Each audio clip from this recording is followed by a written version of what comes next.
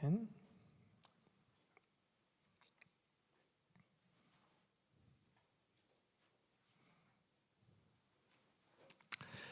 예, 이 시간에는 우리 성경 우리 더 바이블 24번째 느헤미야서를 우리 살펴보도록 하겠습니다. 무너진 삶터, 훼손된 영성이 느헤미야서의 주제다라고 생각하시면 되겠습니다. 무너진 삶터, 훼손된 영성이죠. 그래서 무너진 삶터를 다시 재건하고 훼손된 영성을 이렇게 가다듬는 내용이 느헤미야서의 내용입니다. 우리의 현실이 무너져 있고 우리의 영성이 훼손되었는데 그 무너진 삶터를 어떻게 재건하며 그리고 훼손된 영성을 어떻게 가다듬는가에 대한 내용이 느헤미야서의 내용이다라고 생각하시면 됩니다. 그래서 때로는 이 느헤미야서를 헌신과 열정의 책이라고도 하고 또는 행정 전문가와 예배 전문가의 조화 이렇게 해석을 내리기도 합니다. 그런 해석도 참 좋죠. 느헤미야라는 행정 전문가 그리고 에스라라고 하는 예배 전문가가 합쳐서 삶터와 그리고 영의 마음을 고쳐나가는 그러한 내용이다라고 생각하시면 되겠습니다. 그래서 느헤미야서는 세상적으로는 리더십 책으로도 많이 읽혀요. 느헤미야의 리더십이 세상에서도 통하는 리더십이다 라는 거죠. 그래서 기독교에서 리더십 강연을 할 때에 거의 100% 기본 배경으로 선택되어지는 성경이 느헤미야서예요. 그래서 느헤미야라고 하는 한 인물의 리더십을 공부하면 교회뿐만 아니라 세상에서도 충분히 적용할 수 있는 리더십 공부가 되는 거죠. 그러니까 마키아벨리의 군주론을 굳이 읽지 않아도 됩니다. 이 느헤미야서만 주의 깊게 읽어보면 리더십을 함양할 수 있다라고 신학자들은 이야기하고 있어요. 저자는 느헤미야이고 그리고 앞서 말씀드렸죠. 느헤미야서와 에스라는 한 권의 책이다. 그리고 에스라, 느헤미야, 에스더는 동시대 거의 비슷한 시대를 살았던 사람들의 이야기이다라고 말씀을 드렸어요. 그래서 한번 우리 느헤미야서를 한번 순서대로 한번 살펴보면 이겁니다. 일단은 느헤미야라고 하는 인물을 통하여서 느헤미야라는 인물을 통하여서 이제 삶터 복원 작업이 벌어져요. 자, 삶터 복원이 이루어지게 되는데 이제 1장에서 이제 느헤미야가 등장합니다. 그래서 느헤미야가 정보를 들어요. 정보, 어떤 정보를 듣느냐 하면은 이스라엘이 훼손되어 있다. 예루살렘이 훼손되어 있다. 예루살렘이 사람 살 곳이 못 되더라. 그 영광의 땅 예루살렘이 사람 살 곳이 못 되고 성벽도 다 무너져 가지고 안전하지도 못한 그런 슬럼가가 됐다. 이렇게 말하고 있는 거죠. 뉴욕의 할렘가처럼 그렇게 되었다라고 하는 정보를 듣습니다. 이 정보를 듣고 느헤미야가 어떻게 하느냐? 눈물 흘리면서 기도합니다. 눈물 흘리면서 기도합니다. 즉 예루살렘의 현실이 자기의 현실로 공감되어지는 거죠. 지금 느헤미야는 페르시아에서 잘 먹고 잘 살고 있고요. 이게 관원이란 말이에요. 관원. 그 왕 옆에 있는 측근 중에 측근이었어요. 그러니까는 하등 고생이 없는 존재였는데 예루살렘 자신들의 영적 고향이 무너졌다는 얘기 들고 공감하면서 눈물로 기도하고 있는 거예요. 리더십에서 배우는 첫 번째가 뭐겠어요? 첫 번째, 좋은 리더십은 정보가 충만해야 된다. 그리고 그 정보에서 공감할 줄 알아야 된다는 거예요. 공감. 아픈 것에 공감하는 것. 많은 정보가 있잖아요. 많은 정보가 있는데 그 많은 정보 중에서 슬픔에 민감하게 반응하는 거죠. 세상 지도자로 얘기하면 이것입니다. 경제가 막 발전하고 잘 먹고 잘 살고 있어. 그런데 그 중에 막 50% 이상은 사실은 빈곤층이야. 그 부분에 아파하는 거예요. 잘 되는 50%에 동감하면서 자 쌀로 막걸리 해 먹자라고 하면서 그 쌀로 막걸리 해먹는 문을 여는 대통령이 아니라 그 나머지 50% 쌀값의 부담을 가지고 있는 그 사람에 대해서 공감을 하면서 기도하는 거죠. 이게 세상의 리더십과 성경의 리더십과의 약간의 차이점이에요. 그 눈물로 기도합니다. 그리고 눈물로 기도한 뒤에 어떻게 합니까? 그는 계획을 세웁니다. 계획을 세워요. 그 기도가 단순한 울부짖음이 아니라 그 기도가 느헤미야에게는 생각하는 시간이었고 계획을 세우는 시간이었어요. 어떻게 해야 되지? 내가 이 정보에 대해서 어떻게 해야 되지?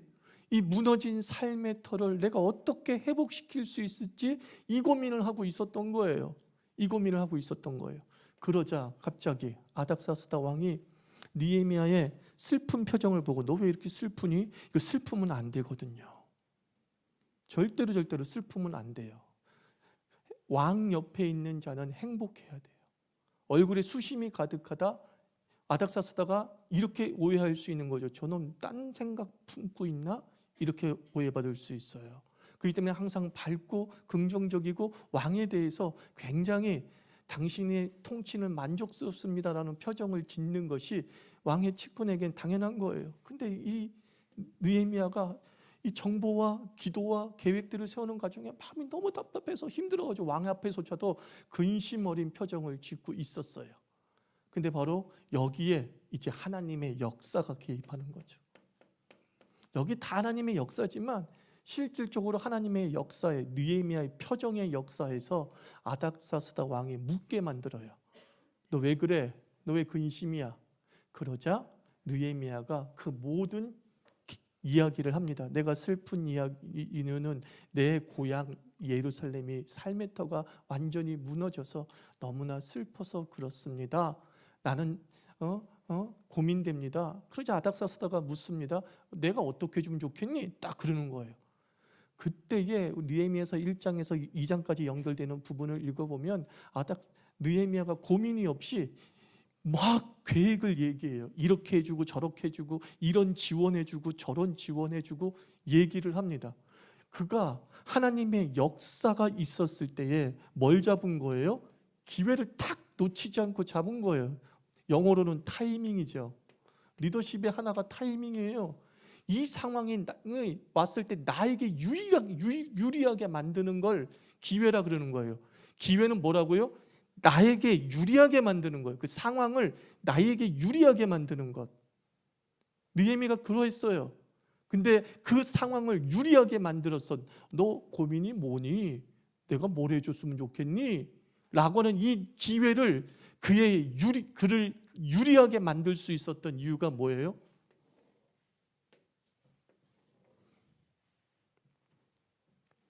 단순히 순간적 즉흥성과 영감이라고 말하면 안 돼요. 영감은요, 이것을 기반으로 나오는 거예요. 그가 기회가 왔을 때 서슴없이 이런 자원을 지원해 주시고 나를 총독으로 보내주시고 나를 책임관으로 세우게 하시고 어떤 것들을 지원해 주면 고맙겠습니다라고 그 자리에서 술술 나올 수 있었던 이유, 그리하여서 그가 예루살렘에 파송될 수 있었던 이유는 이 기회의 때에 이것을 토대로 하여서 꽉 잡아버린 거예요. 리더십은 여기가 제일 중요해요. 사실은요.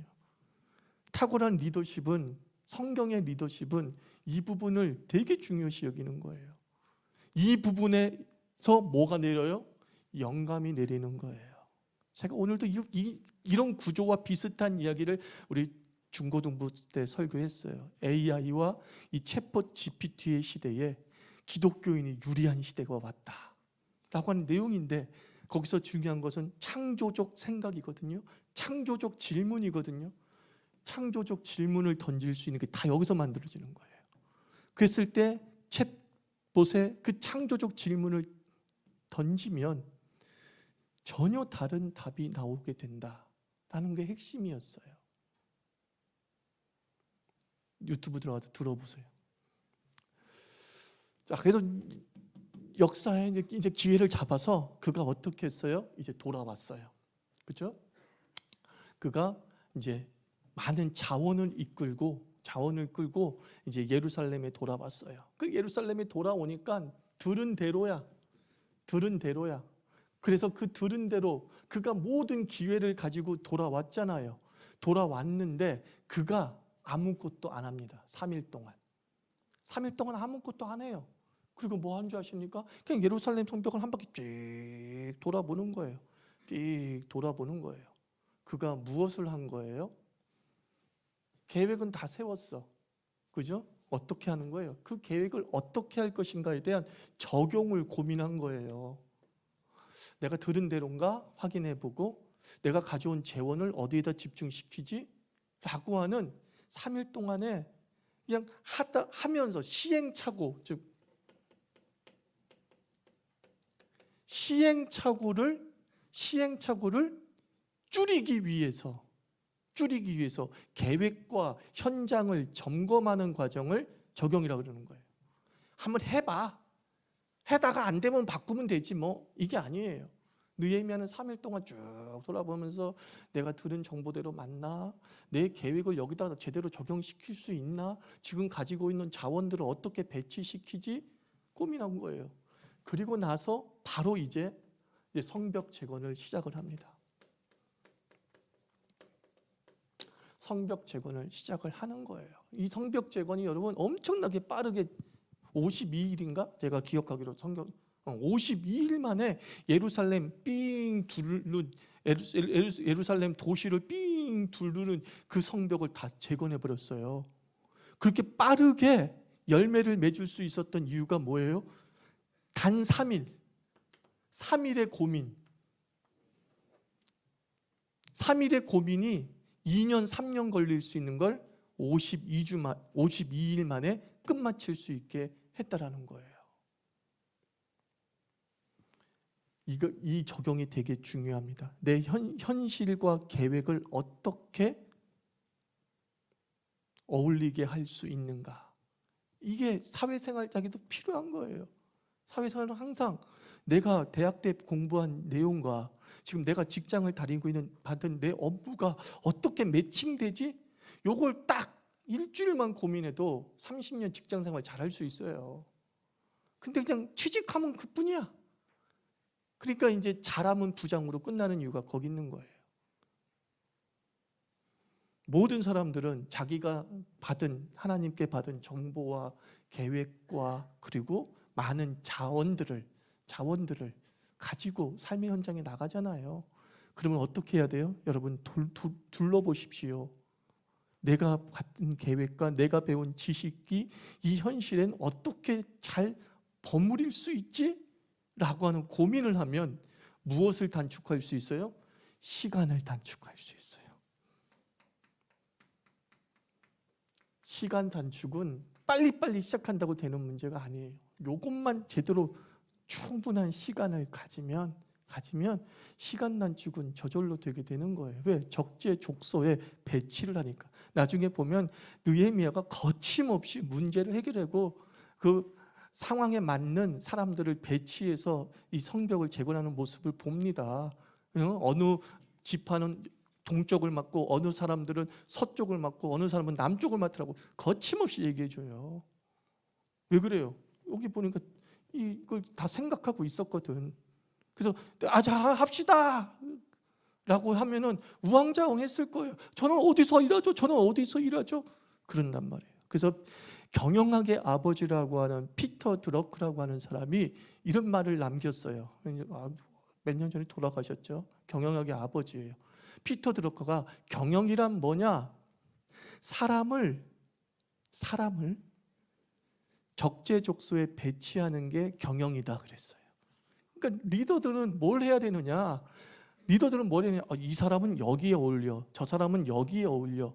그렇게 잘 사람들을 스타일에 맞게 배치를 해주면 그 회사가 아주 원활하게 비전을 향해서 달려갈 수 있다고 그랬어요. 경영이란 어떤 방향을 제시하고 꿈을 제시하는 것이 아니라 실제적인 조직 경영이란 그 사람에게 어떤 일을 맡길 것인가에서 결과가 달라질 수 있다라고 말해요. 그건 참 맞는 말이라고 저는 생각합니다. 살아보니까.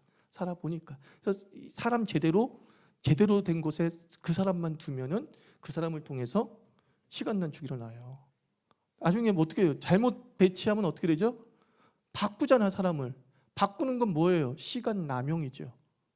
시간 낭비죠. 분명히 1년을 일했는데 1년이 헛수고야. 그 사람 때문에 잘못 배치해가지고. 시간 단축 다 여기서부터 시작이 되어진다는 거예요. 자, 그런데 방해가 생깁니다. 방해가 뭐죠? 에스라 때도 성전 건축 때 방해가 있었다고 말씀드렸죠. 또 방해가 있어요. 산발랏, 도비야 이런 사람들이 말이죠.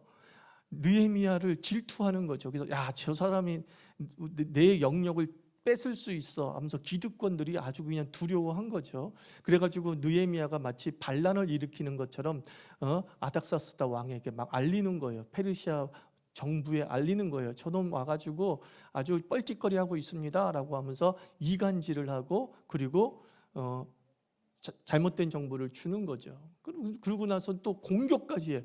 무장된 자들이 와가지고 막 성벽을 무너뜨리는 거야. 성벽을, 다 지어놓은 성벽을 막 무너뜨리고 그러는 거야. 이것에 대해서 느헤미야가 어떻게 대처했느냐? 바로 어떻게 했느냐? 일과 무장을 동시에 합니다. 그러니까 무장만 해가지고 그러면 더 이상 지키지 말자라고 하는 게 아니라 일하면서 무장하게 만들었어요. 일하면서 무장하고, 한쪽은 일해, 한쪽은 무장해서 지켜. 다시 또 그 다음날 로테이션 해가지고 또 이 사람은 일해, 이 사람은 또 무장해. 그러니까 방해가 있음에도 불구하고 52시간의 시간 단축을 한 거는 느헤미야가 이것까지도, 방해까지도 예상했다 못했다? 예상한 거예요. 3일 동안 다 돌아봤거든, 예루살렘.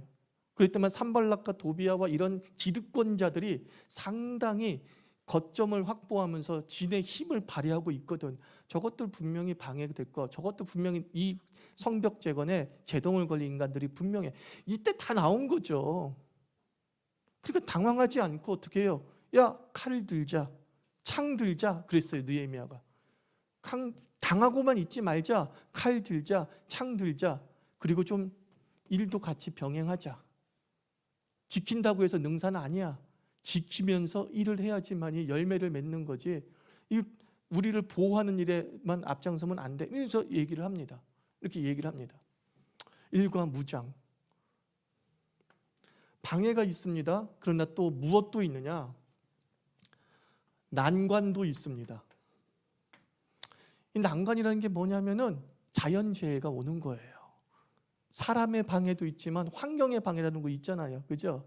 환경의 방해. 그래서 가뭄이 들고 그러면서 사람들이 힘들고 배고파지기 시작한 거예요. 이 난관, 어떤 상황의 어려움을 느헤미야는 어떻게 극복하느냐? 자기 희생. 어떤 사람은 이걸 솔선수범이라고 얘기하더라고요. 사람들 이야기하면 힘들고 죽겠어요. 배고파요. 그런데 나머지 절반의 사람들은 배고프지가 않아, 사실은. 근데 또 나머지 절반은 배고파. 그 가뭄을 견디기 힘들어. 흉년을 견디기 힘들어. 그래서 이런저런 하소연을 해. 그때 그렇다고 해서 일을 중단할 수는 없잖아요. 그죠? 동기를 계속 유지시키기 위해서 느헤미야는 이렇게 얘기합니다. 내가 이곳에 온 날부터 난 한 번도 월급을 제가 받지 않았습니다. 그러니까 느헤미야의 월급은 세금이거든요. 이스라엘에 바치는 세금으로 느헤미야가 그 페르시아의 월급을 받는 거예요. 그렇게 구조가 되어 있어. 그런데 느헤미야가 얘기합니다. 난 한 번도 월급을 받은 적 없습니다. 그리고 부자들을 향해서 얘기하는 거예요. 내가 이렇게 희생했습니다. 내가 솔선수범합니다. 당신들도 좀 그렇게 하십시오.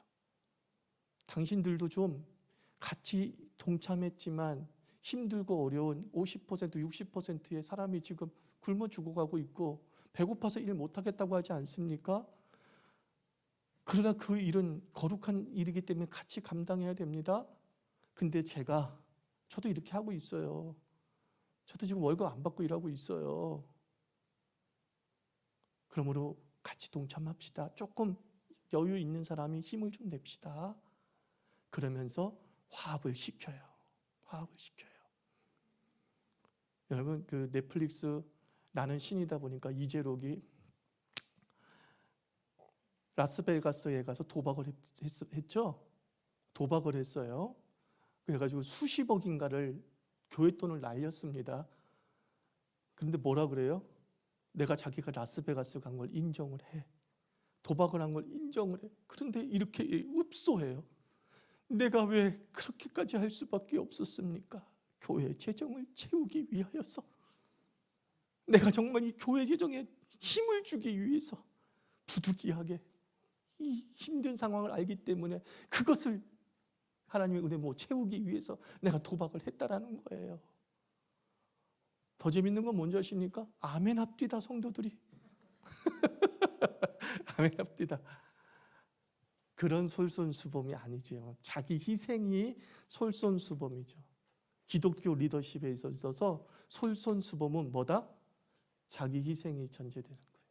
지도자가 먼저 희생을 하는 게 솔선수범인 거지, 지도자가 앞장서서 일하고 그런 것들이 솔선수범이 아니에요.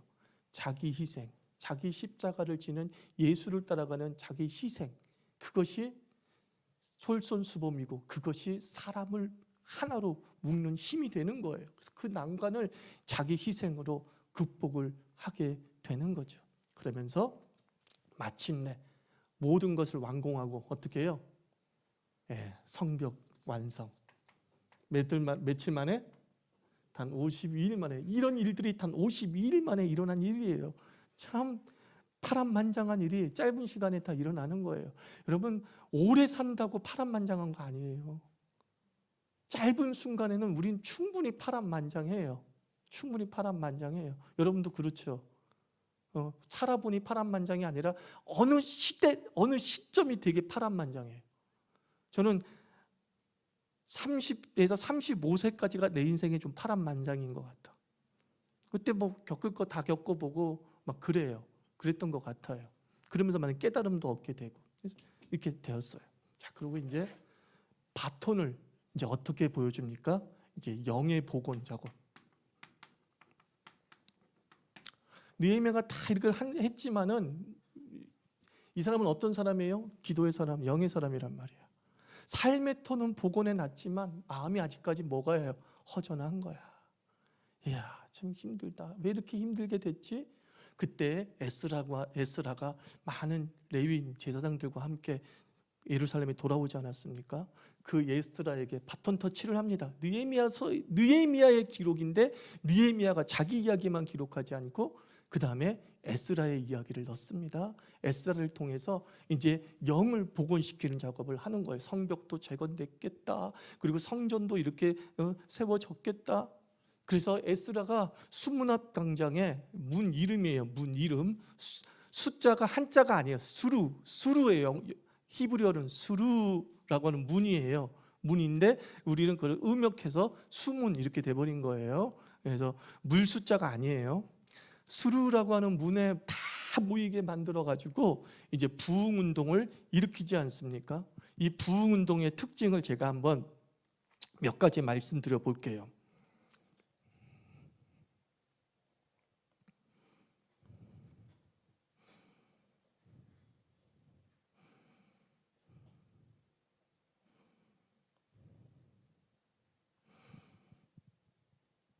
자, 첫째, 에스라를 통해 수문학 판정이 이릅니다. 자, 첫째, 말씀 경외. 이 부흥의 특징은 말씀 경외예요. 이제 느헤미야 8장부터 나오는 거예요. 말씀 경외예요. 이 말씀 경외는 라고 제가 말하는 이유가 뭐냐면 하나님의 율법서를 낭독할 때에 그들이 어떤 마음을 가지고 있느냐가 태도로 나타나고 있어요. 에스라가 다 모여라 하면서 율법서를 낭독을 합니다. 그래서 율법서를 딱 펼칠 때에 이렇게 기록되어 있어요. 백성들이 다 일어서더라. 다 일어섰어요. 그냥 앉아서 그냥 이렇게 하고 듣지 않고요. 다들 그냥 율법책을 펼치자마자 다들 일어섰어요. 말씀과 하나님을 뭐 한 거예요? 동일시한 거예요. 부흥의 시작은 말씀의 경외였다는 거예요. 영의 복원, 삶의 복원은 정보에서 비롯됐다면 영의 복원은 당신이 말씀을 어떻게 대하느냐로 결정되는 거예요. 당신의 삶에 영의 부흥이 일어나기를 원합니까? 출발은 여기서부터 되는 거예요. 말씀과 하나님을 뭐하라? 동일시하라. 내가 설교를 들을 때 누구의 말을 듣고 있다? 하나님의 말씀을 듣고 있다라는 두려움, 떨리는 마음이 있어야 돼요. 그래서 저는 우리 교회가 낮아가지고 이게 안 보이기 때문에 일어서서 성경 읽으라고 못할 뿐이에요. 나는 성경 읽을 때 이렇게 일어서서 하고 싶어요. 전에 섬기던 교회에서도 그렇게 했어요. 거기는 높아가지고 PPT가 다 보이니까 이렇게 했어요. 근데 우리 교회는 성경도 안 갖고 다니는 판이니 뭐 다 일어서서 성경 읽으라고 하기도 그렇고 핸드폰도 보라도 핸드폰도 안 보는 판인데 그 쉬운 핸드폰도 안 보죠. 그래서 그냥 앉아서 읽는 것 뿐이지 사실은 나는 여기 스타일이에요. 성경을 읽을 때는 예배 때 성경을 읽을 때는 다 일어서는 것. 내가 지금 하나님 앞에 서 있습니다. 내가 지금 하나님의 말씀을 듣습니다. 라고 하는 그런 자세죠. 두 번째, 영의 복음이 일어나면서 어떤 특징이 있느냐? 말씀에 대해서 말씀 사람이 있었다는 거예요. 말씀 사람. 당연히 에스라가 있었겠죠. 아니요. 8장 4절, 7절 같은 데 읽어보면 한 명이 아니라 여러 사람이 예수와 바나, 세레바, 아민 이런 사람들이 율법을 낭독했다라고 말하고 있어요. 율법을 깨닫게 했다라고 말하고 있어요. 부흥이 일어날 땐 한 사람의 말씀이 역사하는 게 아니라 그 하나님의 말씀이 많은 사람들에게 퍼지는 거죠. 그리고 그 말씀을 동일하게 전하는 거예요. 그러니까 목사 한 사람이 있어, 에스라 같은 사람이 한 사람이 있어. 근데 목자들도 에스라만큼의 말씀에 이해력이 있다, 그런 뜻인 거예요. 그래서 목사 한 사람의 메시지가 목자들과 동일한 통일성을 가지고서 충분하게 전달이 되어지는 거죠. 부흥하는 현장, 부흥하는 교회에는요, 저는 이렇게 말하고 싶어요. 부목사도 설교가 좋아. 보면요, 차이가 그렇게 발생하지 않아. 그리고 부흥하는 교회, 정말 성령이 역사하는 교회를 이루고자 하는 꿈이 있는 담임 목사는 설교 잘하는 부목사를 견제를 안 해요. 에스라 견제를 안 하잖아. 지가 주도하고 지가 다 낭독하면 되는데 다른 사람들이 막 율법을 깨닫게 하고 가르치는 것에서 제동 걸지 않아. 함께 그들과 함께 각 그룹으로 나눠서 율법을 깨닫게 하는 거죠. 저는 견제받는 교회도 있어봤고 견제하지 않는 교회도 있어봤어요. 근데 견제하지 않는 교회는 역사가 있긴 있어요. 그 부목사가 교만하지 않는 한 그 교회의 덕이 돼요. 사실은 덕이 돼요. 그래서 말씀 사람이 일어나요. 그 다음에 말씀 차분이에요. 이거 되게 중요합니다. 성경의 부흥은 어떤 것인가를 기가 막히게 이야기하고 주고 있어요. 말씀이 낭독되자마자 성도들이 막 울부짖기 시작했어요. 백성들이 막 엉엉 울면서, 그러니까 하나님의 말씀에 감동되고, 그리고 막 자기 죄도 생각나고 막 그러겠죠. 그래서 막 울부짖는 일이 벌어졌어요. 우는 일이 벌어졌어요. 자, 우리는 그 울고 부르짖는 그 모습을 볼 때 대부분의 목사들은 와, 역사했어 그러면서 그걸 더 자극할 거라고요. 주야 통곡하시오 그럴 거라고요. 근데 에스라와 그 말씀의 사람이 8장을 읽어보면 이렇게 얘기해요. 그만 울라 그래요. 울지마, 울지마. 지금은 거룩한 성회인이 근신하고 뭐예요? 이성적으로 깨어있고 기뻐하라. 그리고 뭐예요? 들으라. 지금 계속 성경 말씀을 들으라는 거예요. 울부짖으면 마이크도 없던 시대니까 에스라의 낭독이 들리겠어요? 안 들리겠어요? 안 들리죠? 에스라의 가르침이 들려요? 안 들려요? 전혀 안 들리죠. 막 속된 말로 지랄 발광하고 있으니까 나가는데 마이크라도 있으면 찌야 이렇게라도 막 전달할 수 있는 못하잖아요. 순수 목소리잖아요. 에스라가 왜 말씀 차분을 강조했죠? 지금 내가 율법을 강도하고 있잖아. 아직 안 끝났어. 그런 뜻이에요. 하나님의 말씀 안 끝났어. 나 겨우 지금 출애굽기 읽었어. 레위기, 민수기, 신명기 남아서. 그런 뜻 아니겠어요? 그 들으라 이거예요. 옛날에 미국 17세기에 대각성 운동을 일으켰던 조나단 에드워드 목사님이 계세요. 조나단 에드워드 목사님의 설교 스타일이 뭐냐면은 원고 읽는 스타일이야. 그날도 집회하는 많은 분들이 모였을 때에 이렇게 하는 거예요. 언어의 폭력은 마음을 무너뜨린다. 적극적으로 대응하라. 하나님의 진노 앞에 선 죄인들 회개하여라. 뭐 이렇게 읽고 나가고 있는 거야. 근데 저거도 막 주여 주여 그 성령의 감동을 받아서 그 말씀에 리듬감도 없고 뭐 도대체가 뭐 아이 컨택도 없는 그 설교에 막 이런 일이 벌어지는 거야. 그래서 조나단 에드워드 목사님이 딱 두고서 통하는 건 이랬을까요? 기록에 의하면 조나단 에드워드 목사님이 진노하시는 하나님의 손길에 붙잡힌 죄인이라는 제목의 설교를 막 하다가 뭐 엉엉 울고 막 난리가 피니까 이랬대요. 조용히 하세요. 울지 마세요. 그리고 설교를 계속했대요. 그걸 진짜 부흥이라고 그러는 거예요. 그걸 진짜 성령의 역사라고 하는 거예요. 지금은 무엇을 들을 때다? 말씀을 들을 때다. 그리고 지금 너희들이 울부짖는 것은 나중에 여기서 해. 이제 이 뜻이 나와요. 자, 그 다음에 넷째가 뭐냐? 말씀 몰입. 말씀 몰입이에요. 말씀 몰입. 이들이 일주일 동안 집에 돌아가지 않고 초막을 지어라 그랬어요. 초막을 지어가지고 일주일 동안 내내 그 마당에서 넓은 터에서 하나님의 말씀을 들었다. 7일간의 부흥회가 일어난 거예요. 그래서 말씀 몰입의 역사가 벌어져요. 그 성경에도 신약 시대의 대표적인 부흥이 예수님께서 전하신 부흥이 있어요. 예수님께서 복음을 전하니까 그 복음을 전하면서 사람들이 뭘 잊었어요? 밥때를 잊어버렸어. 그죠? 두 끼, 새끼 그냥 굶었던 모양이야. 아침부터 시작해가지고. 그때서 예수님이 이제 밥 먹을 시간 되지 않았나 보다. 예수님이 자제를 시키면서 그때 뭐예요?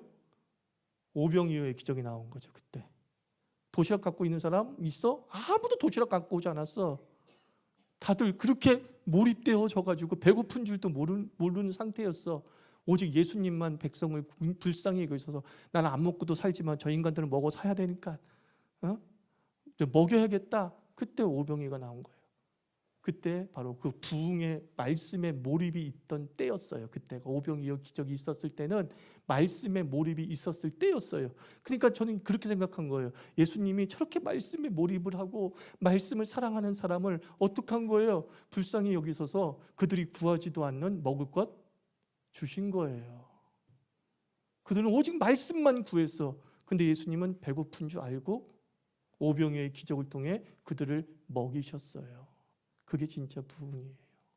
당신이 말씀에 몰입되어지면 입을 것과 먹을 것 생깁니까? 안 생깁니까?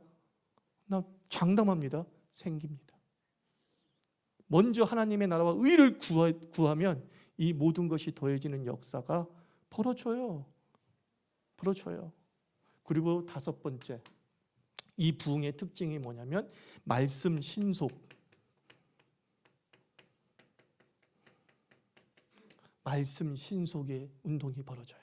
9장 이후에 이렇게 얘기합니다. 야, 말씀 차분해. 이렇게 좀 제대 끝까지 들어.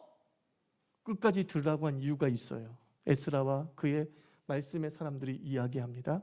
너희들은 가서 이 율법대로 속히 행하라 그랬어요.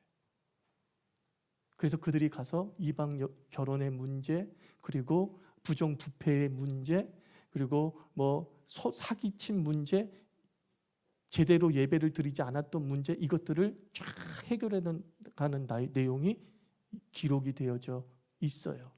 이것보다, 흥분보다 더 중요한 건 결단이에요. 부흥은 흥분이 목적이 아니라 결단이 목적인 거예요. 우리가 한국에 있었던 1918년에 평양의 부흥을 우리가 개신교의 최초의 부흥이라고 하지 않습니까? 그 평양의 부흥을 사람들이 다 부흥이다라고 인정하는 이유가 뭐냐면, 참 부흥이라고 인정하는 이유가 뭐냐면, 그 평양에서 하나님의 말씀을 듣고 회개했던 그 산전형 교회 교인들 한 사람 한 사람들이 나아가서 그 다음 어떻게 했는지 아십니까? 삭개오처럼 자기가 잘못한 것을 고치기 시작했어요. 회개합니다. 하나님, 내가 대박을 속였어요. 그리고 나서 돌아가서는요, 대박 속인 거 시장 사람들에게 이야기하고 갚아줬어요. 혹시라도 손해본 사람이 있으면 내가 갚아주겠다고. 그런 일이 벌어졌어요. 다 그건 모르겠어요. 그냥 그런 기록이 있어요. 다 돌려줬어요. 삭개오가 똑같아요. 삭개오가 뭐라고요? 내가 주님 앞에 범죄하고 세금을 더 받은 게 있으면 내가 사람들에게 되돌려 주겠습니다. 그랬어요. 그게 말씀의 부흥이에요. 그게 진짜 부흥이에요. 영의 복원이 이루어지는 거죠. 그리고 뭐예요? 그때부터 주일 성수라는 개념이 한국교회에 뿌리 박습니다. 주님께서 안식일을 거룩히 지키고 일하지 말라고 했는데 그걸 주일과 연결시킨 거예요. 그래서 그때부터 평양에서 예수 믿는 상인들이 주일날에 문을 닫기 시작한 거예요. 주일에 우리는 예배만 드리겠습니다. 근데 다 뭐예요? 말씀 신속. 여기까지 갔을 때 우리는 뭐라 그러는 거예요? 부흥이다라고 부르는 거예요. 부흥. 근데 우리는 자꾸 여기까지만 말씀 흥분, 여기를 부흥이라고 자꾸 생각하는 거예요. 막 감각적으로 눈에 보이는 어떤 현상 막 이런 게 드러나면 뭔가 부흥이 됐다는 거야. 그건 부흥이 된 게 아니라 시작이죠. 어디서 끝내야 돼요? 신속까지 나가야지만이 부흥이라고 할 수 있는 거예요. 이게 느헤미야 때 일어났던 운동이에요.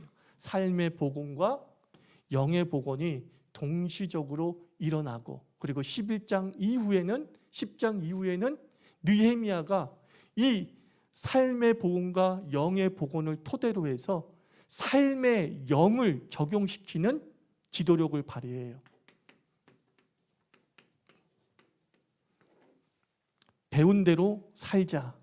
배운 대로 살지 않는 부분을 개혁해 나가는 일들이 10장, 13장에 기록이 되어져 있는 거죠. 여러분들 일터를 리더십으로 잘 복원하시기 바랍니다. 그리고 여러분의 영터를 말씀으로 복원시키시기를 바랍니다. 그리고 삶과 영의 조화로운 개혁들을 이뤄나가시기를 부탁드립니다. 같이 기도합시다. 하나님 아버지, 우리에게 느헤미야의 리더십과 그리고 느헤미야 공동체의 말씀